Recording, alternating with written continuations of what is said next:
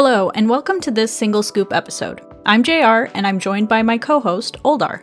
Howdy. Today, we're going to be reviewing the 2005 classic war and comedy film, Welcome to Dongmakgol. The Korean title of the film is the same as the English, but written in Hangul.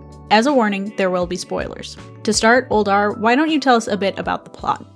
During the Korean War, an American soldier, 2 South Korean soldiers, and 3 North Korean soldiers end up at a remote village. The villagers are so separated from the world outside of their mountain home that they don't know anything about the war. After a grenade blows up the village's storeroom, the soldiers decide to stay to help them with their harvest as an apology. Along the way, everyone bonds and are on the same side of peace. But the US military doesn't know that when they come over to take back their injured comrade. It was originally a stage play by director Jung Jin. It was performed at the LG Art Center from December 14th through 29th, 2002. When writing the script for the stage play, Jung Jin also thought about it being eventually released as a movie. As for basic info about the film, it was directed by Park Kwang-hyun. Screenwriters for it were Jung Jin, Park Kwang-hyun, and Kim Jung. It was released on August 4th, 2005, with an audience rating of 12, and it has a runtime of a little over 2 hours. It was estimated that about over 200,000 people saw it on the first day. A week after its release, over 1 million moviegoers had seen it. By the end of August, over 5 million people had seen it, and it was stated to be the top film of the year. Ultimately, 89 days after its official release in theaters, 8 million people had seen it, and it was the 4th highest grossing Korean film of all time. And for those of you who remember the 200 Pounds Beauty episode that we did, that movie brought in 6.6 million viewers. An important note is that in the early to mid-2000s, multiple iconic films about wars in the 1940s and 1950s were released during this time in both Korea and in the US. Additionally, South Korea and North Korea were expressing positive sentiments, so there were films coming out during this time that reflected that, including talks to have the film screened in North Korea. There were criticisms about it portraying North Korea in a kind light while villainizing the US military. However, the main theme was about humanity. And I also want to mention that although it wasn't brought up in connection with the film, the Yangju Highway incident, in which a US military tank ran over 2 middle school girls and ultimately the US military court acquitted the 2 men involved, happened in 2002, so if the film wanted to criticize the US's treatment of Korean civilians, it would have been understandable. When doing research for this movie, I was overwhelmed by the hype train for it. News about the film was coming out almost daily from 2004 to 2005, so we know a lot about what was going on during filming. For example, filming was delayed while they waited for government approval to import actual firearms and ammunition.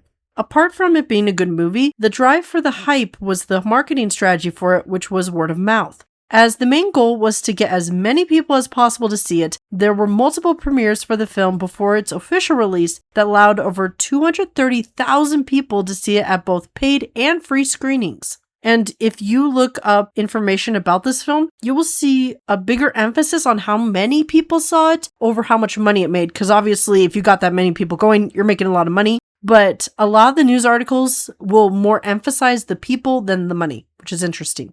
And screenings for this movie include the National Assembly Hall, where about 500 people, including politicians, people of all ages, and some of the cast attended, and the Supreme Prosecutor's Office. The film was also inclusive by having screens with subtitles for the deaf and hard of hearing. Some of the cast showed up for one of these screenings, and actress Kang Hae-jung greeted the audience with sign language, which was received positively. Over 40 companies had promotional events for the film, including KTF, which had an investment scheme where people with their phone plan could invest in the film, and the restaurant chain Bennigan's had a meal called the Welcome to Dongmakgol set, which for the first 10,000 ordered came with 2 tickets to the film. Before filming had been completed, there were plans for the set in Pyeongchang, Gangwon-do to be turned into a tourist attraction. During this time, it was starting to become common for drama sets to be turned into tourist attractions, so this was par. The tourism board for the area was very enthusiastic about it, as the site had previously been an abandoned mining village. About a month after the film was released, it was reported that it had about 2,000 visitors a day. It's actually still a popular place to visit and has been featured in other projects, such as in the film The King's Warden, Wangwa Sanin Namja, which came out earlier this year. As far as awards go, the film was up for multiple categories at the 2005 Blue Dragon Awards, and ultimately ended up going home with 3. This is only a fraction of what was taken home by the cast and crew, but more specific award shows and awards are listed in the notes in the script. Another accolade of note was director Park winning the Director of the Year Award, a prestigious title given by the Korean Association of Art Critics. Now, moving on from basic info to notable actors. The leader of the North Korean regiment, Ri Soo-hwa, is played by Jung Jae-young. You may know him from the movie The Quiet Family or the TV show Partners for Justice. He also performed in theater productions from the mid-90s to the mid-2000s. Arguably, the most well-known celebrity in the cast, Shin Ha-kyun, plays Pyo Hyun-chol, the leader of the South Korean regiment. You may know him from other roles like Beyond Evil from 2021. I actually talked a little bit about that show in my 2021 K-drama roundup, and it's linked in the script if you want to hear about that. He also appeared in a movie Guns and Talks with the aforementioned Jung Jae-young a couple years before Dongmakgol came out. So Jae-kyung plays the army medic Moon Sang-sang. He was part of the long-running series School in the early 2000s, but it seems like he stopped acting after around 2007. Im Ha-ryung plays North Korean Sergeant Jang Young-hee. He has a prolific acting career with films starting in 1985 all the way to shows as recent as 2024. Another famous actress in the cast is Kang Hae-jung, an accomplished actress in her own right, though to some they may know her as Epic High Tableau's wife. She hasn't acted since around 2018, but some of her most well-known roles include the mega-famous movie Oldboy, and most recently, the K-drama entitled Jugglers. Ryu Dok-hwan plays So Taek-gi, a North Korean soldier. You may know him from movies like My Son and The Last Blossom, or the K-dramas Quiz of God and Miss Hammurabi. Finally, Steve Tashler plays the American soldier who crash lands in Korea. He doesn't have many credits, but he was in what looks like a historical fiction movie entitled World on Fire, not to be confused with the TV show of the same name. There's a lot of media with that title. He was also a stage actor in New York. It is important to note that much of the cast, minus Kang Hae-jung and Steve Tashler, were also in the stage play that the movie is based off of. As usual, not all actors from the movie are mentioned here, but I am linking a source that has some more information about those actors. Now that we've gotten that all out of the way, let's talk about what we liked about the film. My main like is that I love the main theme being about humanity. When the soldiers are taken out of being on different sides to fight for our common goal of helping civilians who didn't have any knowledge of the conflict, I loved it because too many people are dismissive of civilians during wartime and blame them for being harmed and say stupid stuff like, well, they should have left. And I love that because of that, the film's antagonist wasn't someone of a particular background. It was their actions and the lack of humanity during wartime. It's very timeless in that way, I would say, because, 2026, plenty of wars are happening right now, and it's very uplifting to see this hopeful, just kind message being put out in the world. Yeah, I feel like this is definitely a film to watch during this time period to sort of get a grip. I would have to agree. And when I was doing research on this movie, there were a lot of articles talking about how, this film is a critique of the US military, and wait, they were our allies during the Korean War. And it's like, how did you miss the point of the film that badly? Because it did bring up, like, again, when you had the American soldier, the South Korean soldiers, the North Korean soldiers, it wasn't their background that was the problem. It was actions. That was the whole point of the movie. It was not specifically going, the Americans are the bad guys. It was more along the lines of your actions are what make you the villain. And during these times of war, what do you do and how do you treat people, especially civilians? That's what makes you the bad guy. Yeah. Because it's like war is not a black and white thing. There's a lot of gray area, and that makes people uncomfortable, understandably. But yeah, I think it's a good thing to keep in mind.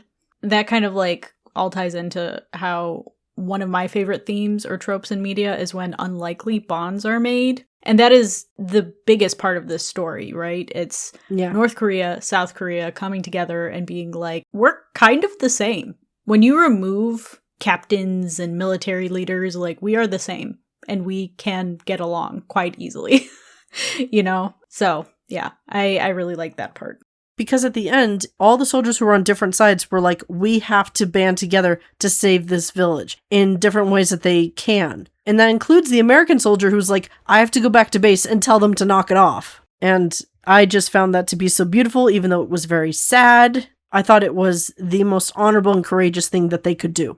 So, something that I liked, I'm a big fan of Shin Ha-kyun, as I've said in previous episodes of the show. So, I was super happy to see him in a role when he was younger, because most of my exposure to him has been in roles from the last 10, 15 years-ish. And I've never delved into his older work. And you can really see that even then, he was a fantastic actor, but like, I have a greater appreciation for how he has honed his skills over the years. I think he was really great here. I enjoyed the acting, and honestly, most of the acting in this film was pretty good.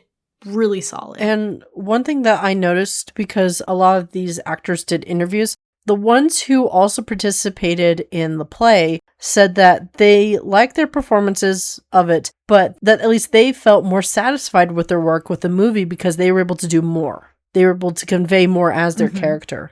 So I felt like it was a good setup for them. And especially Im Ha-ryong. He had acted before this, but this particular project, though, was where he felt confident introducing himself as an actor. And also he did get awards for it. And he was like, wow, I can call myself an actor, not just a comedian. So this movie really encouraged the actors to do their best. Well, same thing with more than just the actors.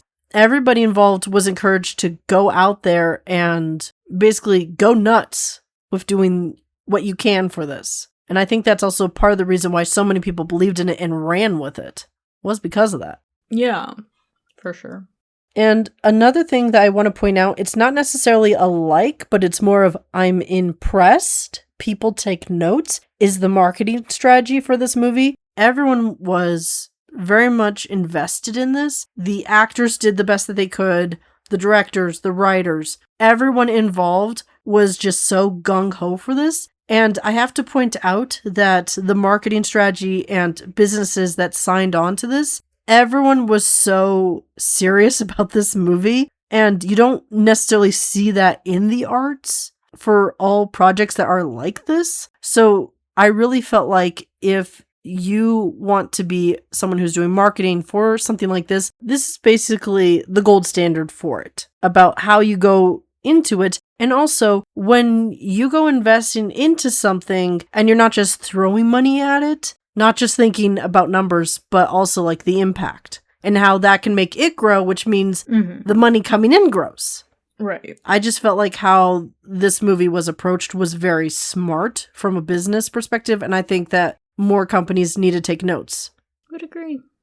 Another thing that really stood out to me, besides like the acting and the beautiful scenery and all that, was the music. It was very whimsical, and that makes sense because we'll talk about this a little later. But the composer did a lot of Ghibli films, like Porco Rosso and Kiki's Delivery Service. So you can really kind of feel those movies and their sounds kind of imbued into this movie's score. And I was a really big fan of it. I thought it was very fitting for the film.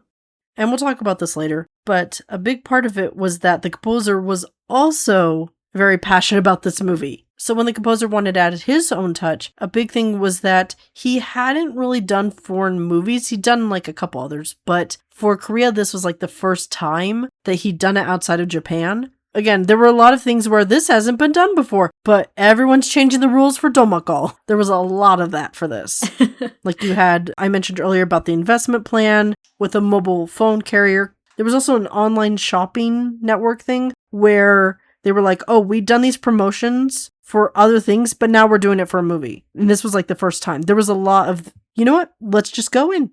Let's just do it. So there's a lot of, again, passion that went into this. And it was just so nice to see like the music, which again goes back into this being a film. And when everyone's involved and passionate about it, how it can make it better. Mm-hmm.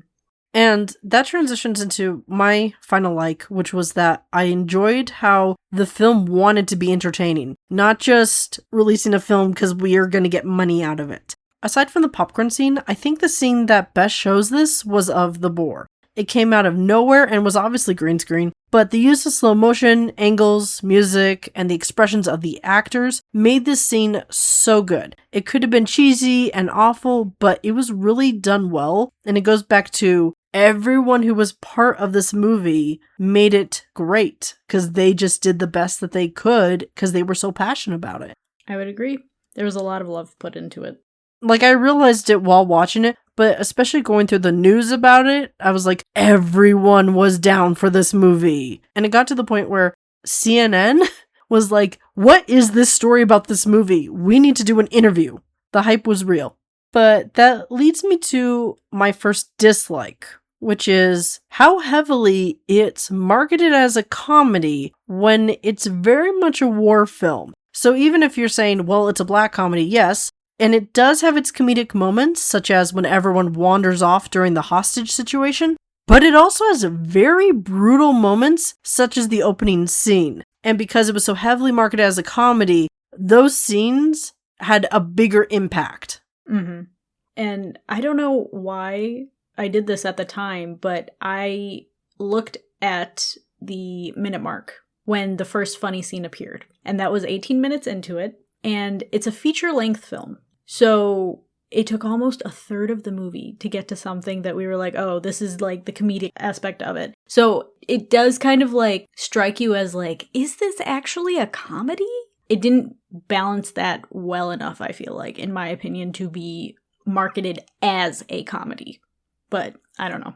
But it was primarily the beginning and the end of the movie where you had those serious scenes. And so it was the middle that was more of the comedy, to where it felt like each act, it was like act 1 serious, then transition act 2 where it was more whimsical and comedic, and then the third act was more serious. Yeah. And I do wonder if that is attributed at all to the fact that it was a play to begin with, because I think you can blur those lines more easily on a stage. I will say, though, that Jung Jin did say that he did add more whimsy for the movie, because he could. So that's also part of it. But I think that made it better, though, because I think also a huge part of the whimsy was that it added towards separating the village from the brutality of the war going on around them that they were unaware of. Yeah, I see what you're saying. And the innocence of the people. It's so unfortunate how difficult it is to watch stage plays and musicals. Just internationally, like even in the States, it's kind of difficult to watch that stuff. There are like streaming services popping up where you can do that nowadays, but it would have been really nice to have been able to see the original stage play and kind of compare it a little bit with the film itself. I'm sure the screenplay's out there. I didn't even think of that till now to compare. But again, though, it's different reading a screenplay versus seeing it. Of course. Yeah. But from what everyone who either saw it or was involved in it said, though, that the movie they preferred it, that it made it better. So, and this is going to sound petty for a war film, but I don't like that people died. The choice of who died was strategic, and it's not just gratuitous violence, but I don't enjoy characters I like having bad things happen to them. And I had to warn JR, because last time I saw this movie was back in college, and I had to warn her that, yeah, it's described as a comedy, but it is very much a war film. So I had to give her that disclaimer. It's like, it gets brutal. It reminds you this is about war. But it's not like other war movies where it's like, yeah, that is the setting, but it's not about war. This is very much about war. Yeah. Given how I feel like I've been kind of praising the movie up till this point, for the most part, saying now that it didn't really stand out to me that much sounds a little bit silly, but I don't have a lot to say about it, honestly. And I feel like you can see that even from my likes. It was a fine movie, but I don't think I'd watch it again. And I don't think I'd even necessarily recommend it to other people. One of my favorite Korean war films is Swing Kids. You can check out a review I did on that last year, I believe. And I'll link it in the description. But I really loved Swing Kids. I have recommended it to multiple people. It has that similarity of like North Korea, South Korea, America kind of all coming together. And I felt like it was more impactful. And I'm not saying this to like directly compare the two. That's the movie that I love from this time period in a similar vein, and I kind of just ended up comparing the two in my head. I understand if people hear that and they're like, that's not fair. Completely fair of you to come to that conclusion. My conclusion is, though, not my favorite movie, especially of this genre. Whereas I do not like war movies. The only exception to that would be Glory, for obvious reasons. But I do have to say, though, I feel like if you are a fan of Korean media, you have to see it at least once. I feel like that's required because it is very beloved. It is referenced so much. And also it had a lot to say about basically the real world and history and the present times in Korea. So even if you don't think that, I will watch it again. Like, when I first saw it when I was in college, I'm like, I'm never going to watch this again. But then JR told me she hadn't seen it. I'm like, you've got to be kidding me. I'm like, no, you have to watch it. You have to sit down. You have to watch it. There's a couple other ones there on the list of, I know JR has not seen this, and it's a classic, and I need to drag her into watching it.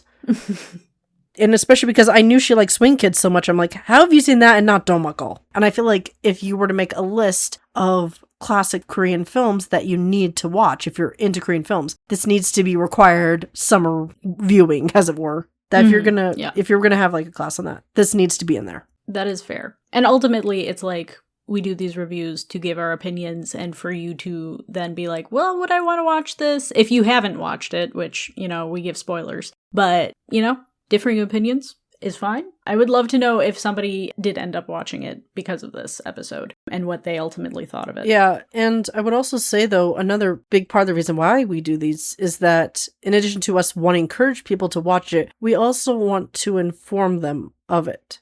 As in, like, people watch it and here's our impressions, and we watch a lot of other stuff. So this is why we are discussing this one, because there have been a couple of movies and dramas that we've seen together that we're like, oh yeah, let's do an episode on this. And then at the end, we went, absolutely not. That is true. So there are quite a few that do not make the cut for, we have something to say, we want to present that to our audience. But the reason why this one was chosen was because this is a classic, has so many connections, but also because it's one of those things to where even if you have no interest in watching it, you should at least be aware of it. And here's why it matters. It's culturally significant, for sure. Why should I care about this old thing from 2005? Because, which that's a lot of our episodes, our arguments for, you don't like something just because it's old? Well, here's why it matters still. That's a lot of what we do. Yes. Moving on, let's talk about the OST. It was composed by Hisaishi Jo. The movie's original soundtrack is an integral part of the viewing experience. In late 2004, it was announced that he would be joining on to write the score after being contacted by the director personally, and then subsequently reading the script. As previously mentioned, Hisaishi is of high acclaim with many accolades due to his expansive work with Studio Ghibli, and this only furthered the excitement of the movie's release. In an article released by Star News, it reveals that after watching a rough edit of the film, he, quote, expressed intention to create music like Howl's Moving Castle, unquote. The main waltz from Dongmakgol is reminiscent of that. If you've seen the Ghibli movie, then you know it's sweeping and orchestral with whimsy and warmth throughout the score. This effect is definitely achieved in Dongmakgol's tracks, such as with the bouncy music in track 5, the boar attack scene, but it also tends to acknowledge the heaviness of the movie's themes through music, another intention by Hisaishi. The score was officially released on September 13th, 2005, and we've linked it in the script if you want to listen to it. To wrap up, even 20 years after its release, it's still very beloved. The OST is often featured at orchestra concerts. The movie has been screened at museums such as the Busan Museum of Modern History. Its dialogue has been quoted by politicians, and it's always included in lists about Korean war movies. It's definitely cemented its place in Korean cinema history. If you want to check it out, it's on Viki, but that site never works for us, so we watched it on Tubi instead. But that's it for today. Thank you for listening. If you enjoyed the episode, then please make sure to rate, subscribe, follow, and tell your friends about us. If you want to interact with us or just see more of our content, then you can follow the links in the description to our website and social media platforms. More single scoops are coming your way soon. Thanks everyone, bye! Annyeong!